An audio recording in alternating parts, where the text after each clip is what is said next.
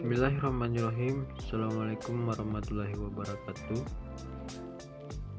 Sebelumnya perkenalkan, nama saya Gusman Hidayat, NIM D1A1188029, Prodi Agribisnis, Fakultas Pertanian Universitas Haloleo. Untuk tanggal reviewnya yaitu tanggal 30 Desember 2021. Nah, di video kali ini saya akan menjelaskan mengenai analisis peramalan, yang dimana analisis peramalan ini saya mengambil dari jurnal yang berjudul Analisis Peramalan Penjualan Produk Keripik Pisang Kemasan Bungkus. Untuk penulis sendiri yaitu Siti Wardah dan Iskandar. Studi kasus Home Industry Arwana Food Tembilahan. Untuk volume dan halamannya, volumenya 11 nomor 3, halaman 135 sampai 142. Untuk tahun terbitnya yaitu 2016. Nah, yang pertama itu abstrak, yang dimana dalam abstrak ini memuat tentang pengertian dari metode peramalan itu sendiri dan metode apa saja yang akan digunakan untuk menganalisis pada jurnal kali ini. Selanjutnya, langkah penting dalam peramalan. Yang pertama, menganalisa data yang lalu. Tahap ini berguna untuk pola yang terjadi pada masa lalu. Yang kedua, menentukan data yang dipergunakan. Nah, yang kedua ini, metode yang baik adalah metode yang memberikan hasil ramalan yang tidak jauh berbeda dengan kenyataan yang terjadi. Yang ketiga, memproyeksikan data yang lalu dengan menggunakan metode yang digunakan dan mempertimbangkan adanya beberapa faktor perubahan kebijakan-kebijakan yang mungkin terjadi, termasuk perubahan kebijakan pemerintah, pengembangan dan pengembangan potensi masyarakat. Selanjutnya, model metode peramalan. Yang pertama, metode moving inference. Yang kedua, metode exponential smoothing. Yang ketiga, metode trend analysis. Baik, yang pertama, metode moving inference. Metode moving inference merupakan metode yang paling sering digunakan dan paling standar. Dalam metode inference ini menggunakan rumus Ft tambah 1 sama dengan C per N sigma T 1 N T kurang N tambah 1 X1, di mana T adalah nilai yang paling akhir dan T tambah 1 adalah periode berikutnya untuk periode mana suatu ramalan dibuat. Dalam model moving inference dapat dilihat bahwa semua data observasi memiliki bobot yang sama yang membentuk rata-ratanya. Padahal data observasi terbaru seharusnya memiliki bobot yang lebih besar dibandingkan dengan data observasi di masa lalu. Yang kedua, metode eksponensial. Metode ini merupakan metode yang menunjukkan pembobotan menurun secara eksponensial terhadap nilai pengamatan yang lebih lama. Metode pemulusan eksponensial tunggal single eksponensial smoothing minimal membutuhkan 2 buah data untuk meramalkan nilai yang akan terjadi pada masa yang akan datang. Kasus yang paling sederhana dari pemulusan atau smoothing eksponensial tunggal dengan persamaan, misalkan pengamatan yang lama XT kurang N tidak tersedia sehingga harus digantikan dengan nilai pendekatan. Salah satu pengganti yang mungkin adalah nilai peramalan periode sebelumnya, yaitu FT.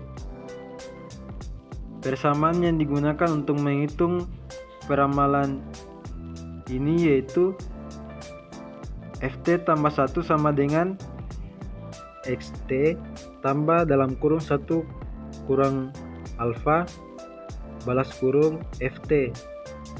Selanjutnya, metode trend analysis.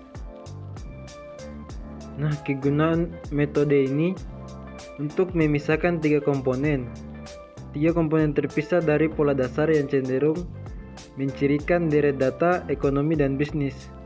Komponen tersebut adalah faktor tren, siklus, dan musiman. Pencocokan suatu garis lurus terhadap data horizontal dapat dilakukan dengan cara meminimumkan MSE menggunakan C/X sama dengan sigma XT per N.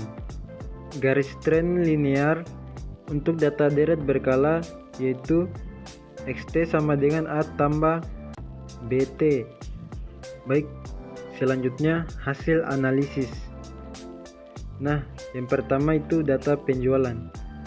Seperti yang kita lihat pada video yang dimana ada dua grafik. Yang pertama, grafik permintaan dan penjualan produk pada tahun 2012. Yang kedua, grafik penjualan produk kerupuk pisang kemasan bungkus. Nah, untuk grafik permintaan yang dimana permintaan tertinggi terjadi pada bulan Agustus sebesar 2000 dan penjualan tertinggi terjadi pada bulan Agustus juga, yaitu sebesar 2000. Nah, pada grafik penjualan produk kerupuk pisang yang dimana itu mengambil data dari tahun 2010 sampai 2013, yang dimana untuk tingkat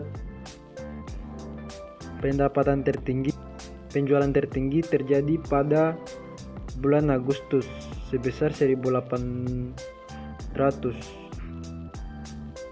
Selanjutnya, hasil analisis peramalan setiap metode.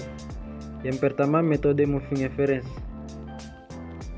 Seperti yang terlihat pada gambar, yang dimana untuk metode ini memiliki dua periode. Periode pertama untuk mean errornya yaitu sebesar 12,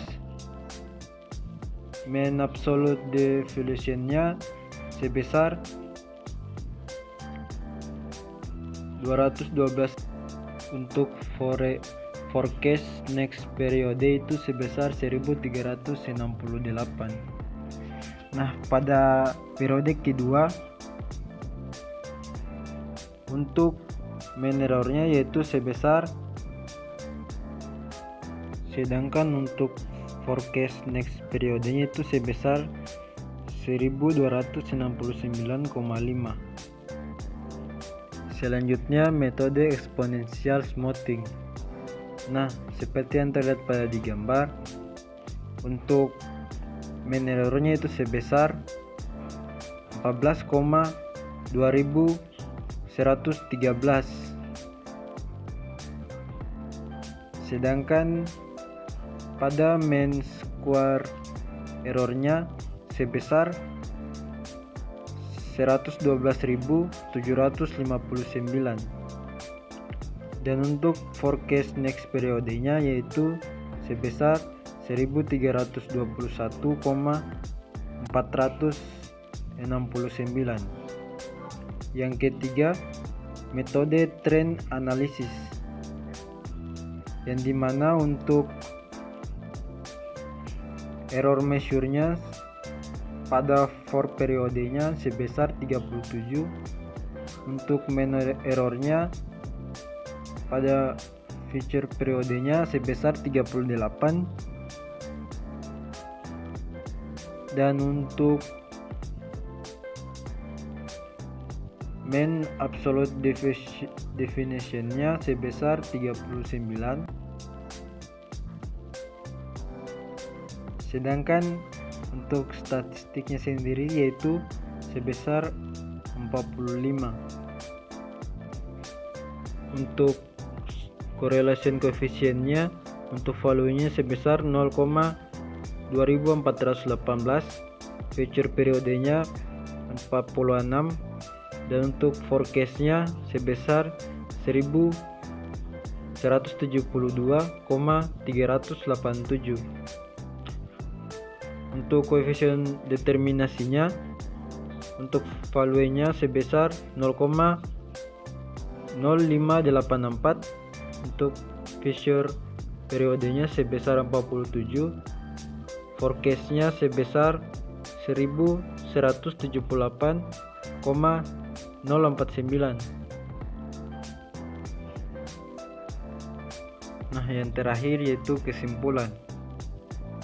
Kesimpulan yang didapatkan pada jurnal ini yaitu untuk melakukan forecasting kita dapat menggunakan metode moving average, exponential smoothing, wide trend, dan trend analysis untuk mendapatkan nilai terkecil dari peramalan.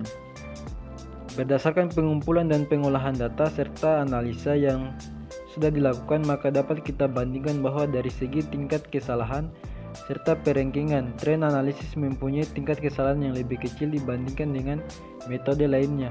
Metode trend analysis mempunyai nilai MAD sebesar 161,3539